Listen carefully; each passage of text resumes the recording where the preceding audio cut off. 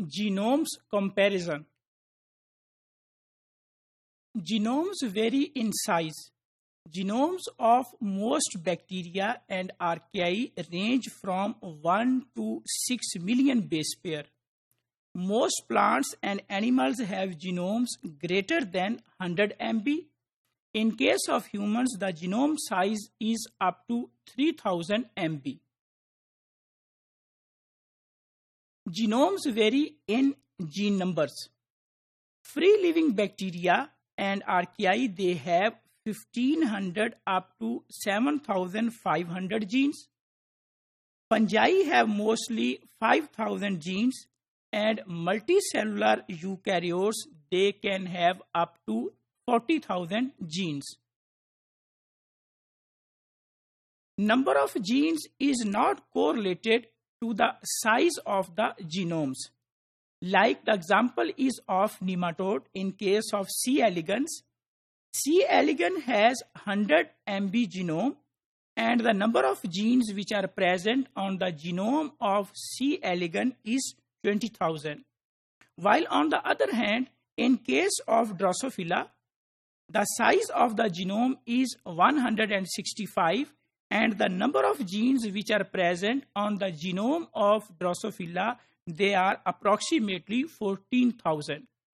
So if we do the comparison between the genome size and the number of genes, so there is no clear-cut relationship between the size of the genomes and the number of genes which are present on the genomes. Here, in case of vertebrate genomes, they can produce more than one polypeptide per gene because of alternative splicing or RNA transcripts. This is a property of the eukaryotes or the property of the vertebrate genomes that one gene can produce more than one polypeptides. This is due to the phenomena of alternative splicing. With the help of alternative splicing, in case of vertebrate genomes, one gene can produce more than one polypeptides. Humans and mammals, they have low gene density. Humans and other mammals, they have low gene density, or the number of genes in a given length of the genome is less. Multicellular eukaryotes have many introns within the gene and non-coding DNA between the genes. So this is the property of the human genome and the genome of the mammals, or we can say that the genome of the vertebrates, that in case of genome of the vertebrates, we see that there is intergenic DNA, the DNA between the genes, as well as we can also see that there are introns which are actually non-coding. Those introns, they are present within the genes.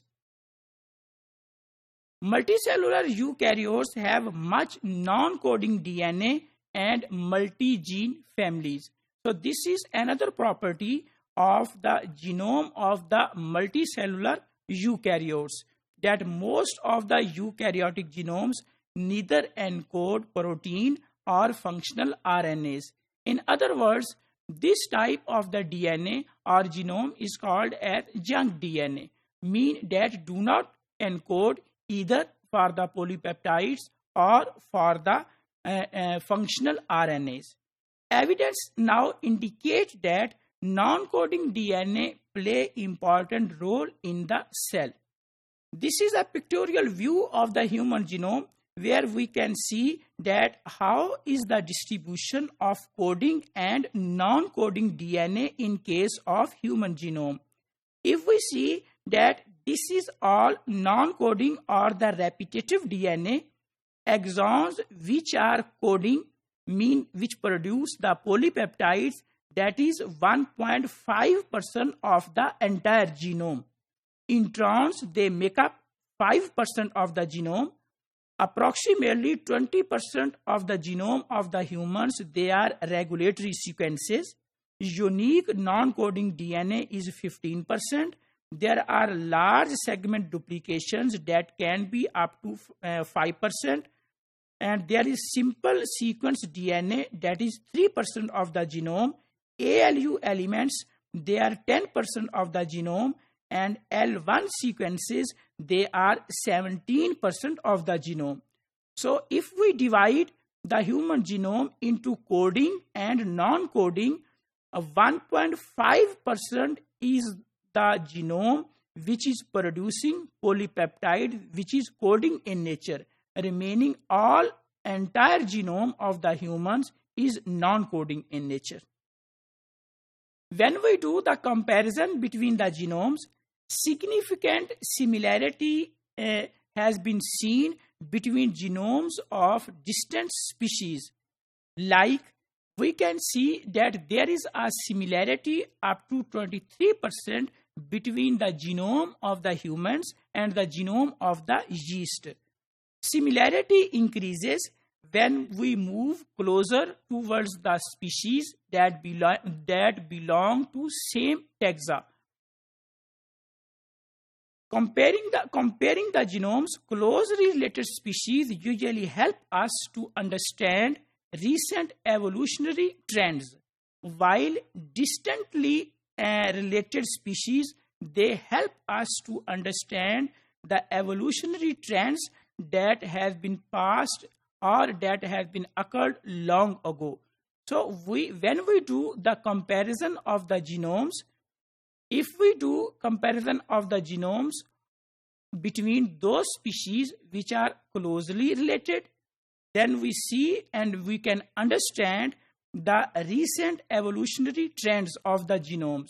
And if we do the comparison between the genomes of those species which are distantly related, then we can understand evolutionary trends that have been passed, that have been occurred long ago. When we do the comparison between the genomes, we can see that how genomes diverged from each other. Here we can see that the genome of the bacteria and the eukaryotes that diverged from each other approximately 4 billion years ago. And here we can see that the genome of the mouse and the genome of the humans, they diverged from each other approximately 60 to 70 million years ago.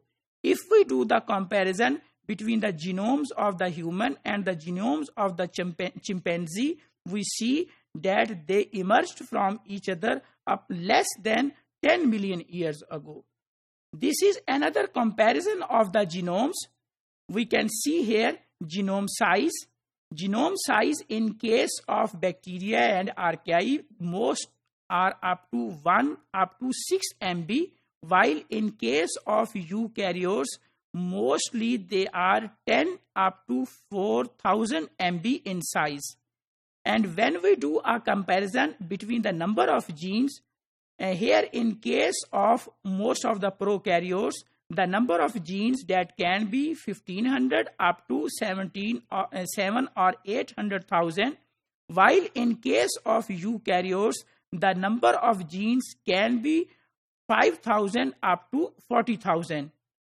When we do the comparison between the gene density, in case of gene density is higher than in eukaryotes, while lower than in prokaryotes. In case of prokaryotes, the gene density is high, while in case of eukaryotes, the gene density is low.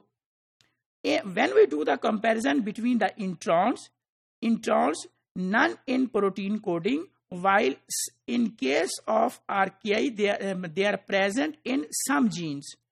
While in case of eukaryotes, introns, they are present in unicellular in some of the species, while in case of multicellular eukaryotes, they are usually present within the genes. Other non-coding DNA very little in case of prokaryotes, while in case of eukaryotes, large amount of repetitive and non-coding DNA is present in multicellular eukaryotes. So this is a comparison of the genomes by considering the size of the genome, number of the genes which are present on the genome, gene density in case of prokaryote, in case of eukaryote, introns, whether they are present in the prokaryote or in case of eukaryote, and other non-coding DNA in case of prokaryotes and in case of eukaryotes.